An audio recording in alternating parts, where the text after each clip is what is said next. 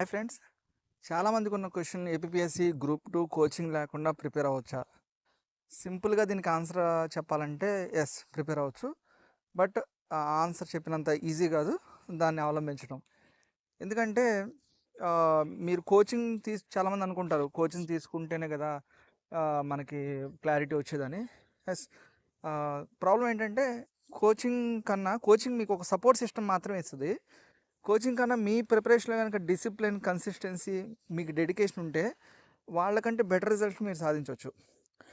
మనం self preparation start చేస్తున్నప్పుడు మనకు వచ్చే కొన్ని డౌట్స్ ఏంటంటే కొంత కన్ఫ్యూజన్ ఎక్కడి నుంచి వస్తుందంటే మెటీరియల్ విషయంలో వస్తుంది, సబ్జెక్ట్ విషయంలో, తర్వాత డైరెక్షన్ అంటే ఏ సబ్జెక్ట్ ముందు చదవాలి, ఏ తర్వాత చదవాలి, తర్వాత ఓవర్ థింకింగ్ అంటే మనం చదివిన దాంట్లో వస్తుందా లేదా, ఇట్లా కన్ఫ్యూజన్స్ ఉంటాయి ఈ సెల్ఫ్ ప్రిపరేషన్ టైంలో.